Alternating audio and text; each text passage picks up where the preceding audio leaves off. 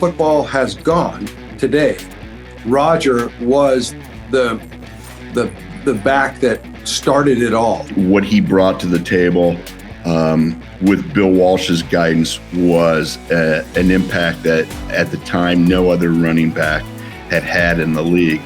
When you're the first in line to do whatever you've done, that means that you're a Hall of Famer.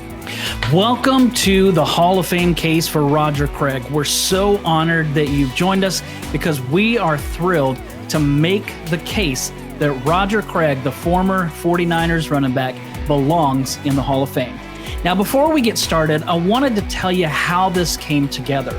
A couple of years ago, in fact, about 2 years ago this time, I was listening to KNBR radio out of San Francisco, and one of their radio guys, Larry Krueger, was on air, and he was talking about Roger Craig. And he started making the case for Roger Craig to be in the Hall of Fame.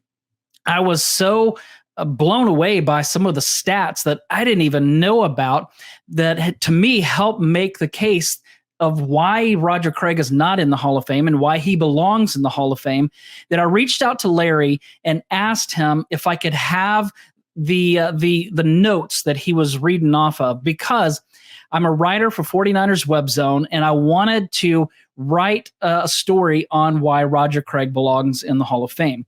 So I reached out to Larry. He reached out back to me and actually asked for my phone number so that he could call me and talk to me about it. So we got on the phone, and he started reading off these stats and the numbers, and so I'm furiously writing them down. And then when we finished, he said, "You know what, Mark, I think that this story really needs to get a lot of attention, because if we're going to do our part to get Roger Craig in the Hall of Fame, we've got to get a lot of coverage on this story." And so he recommended that I get some people like Joe Montana, Steve Young, Jerry Rice, Ronnie Lott, some of those guys and some of the former players and teammates of Roger Craig, if I could get some of those people to jump on this project and give their endorsement for Roger Craig, that would carry a lot of weight. So I asked him the obvious question, any idea how to get a hold of those guys? And he said no. So here I am trying to write this story and trying to figure out, how do I reach these 49ers legends? Well, it just so happened that I met someone who used to work for the team years ago and was able to hook me up with contact information for many of these 49ers. And so I wrote the story in February of 2022 is when it came out, the Hall of Fame case for Roger Craig. And so I had Joe Montana, and I had Steve Young and Jerry and Ronnie and Brent Jones and many others, and Carmen Policy and Eddie DeBartolo. We had a lot of statements from some legendary people. But later that year, Roger Craig still didn't get into the Hall of Fame. And so we decided we're not going to give up. We're going to keep moving forward. This time, let's take that story and build a four-part podcast series around it. And so that's what you're about to watch or hear, depending on where you're listening to this or watching it. So thank you for joining us. We're going to get into this with the first couple of episodes are going to be with Larry Krueger, where we ask the question, why is Roger Craig not in the Hall of Fame? And then we move on to the second part, which is the numbers. Then we're going to move into some media and talk to some media members, including some Hall of Fame voters, to talk to them about why Roger Craig belongs in the Hall of Fame. Then we're going to get to the players, guys like Steve Young and Ronnie Lott and Brent Jones. And some of these guys, we're going to talk to them and find out why they believe that their former teammate belongs in the Hall of Fame. This is the Hall of Fame case for Roger Craig.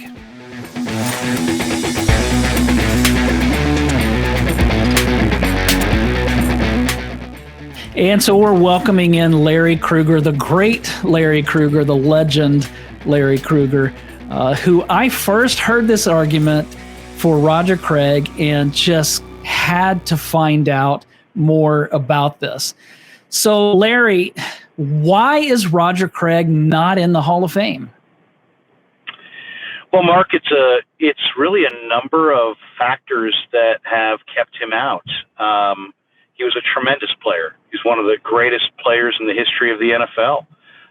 But everybody does need an advocate, and his advocate and the advocate for the 49ers I say everybody needs an advocate. Joe Montana doesn't. Ronnie Lott doesn't. Steve Young doesn't. Their case is ironclad. Roger, because of his utilization, case is more nuanced, and he did need an advocate. And unfortunately, Bill Walsh would have been that advocate. And Walsh's voice, for those who are a little bit on the older side and remember Bill Walsh, carried a lot of weight in the NFL. I mean, if Bill Walsh said something, it was gospel.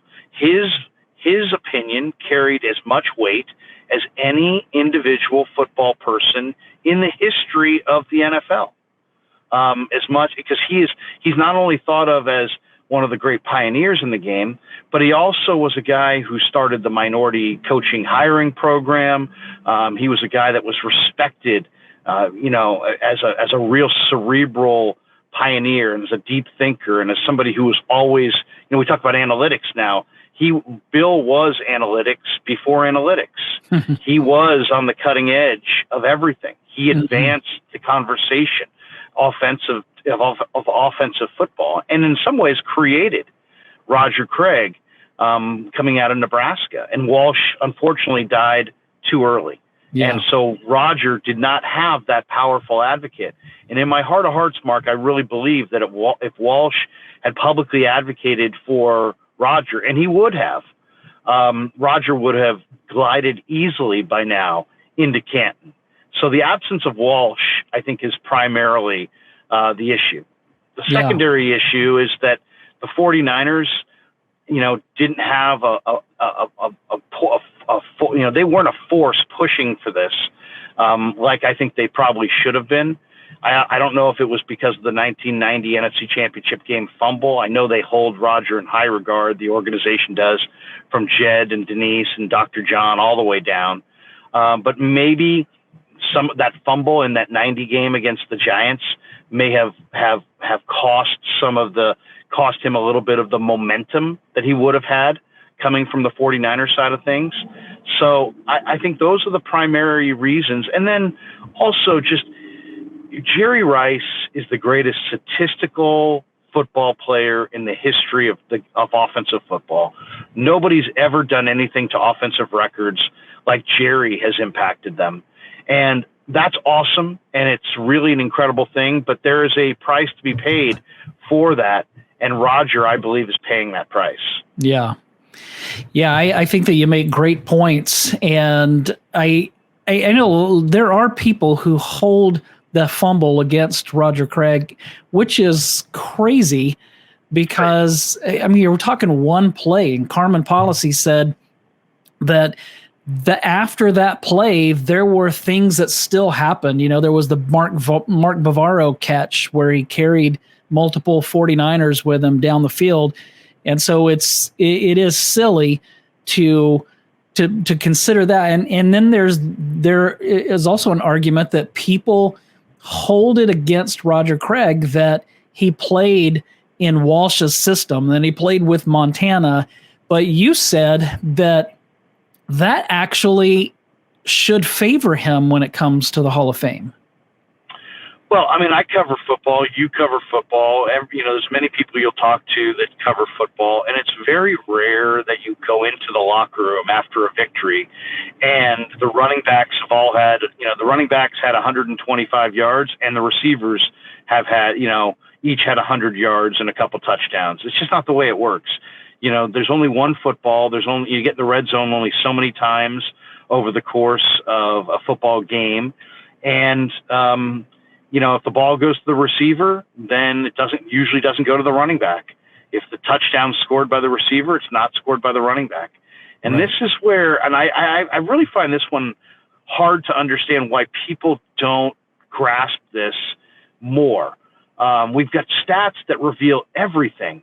And yet people don't understand that the greatest statistical football player ever was Jerry Rice. Jerry Rice has set receiving records, and he put them in the stratosphere.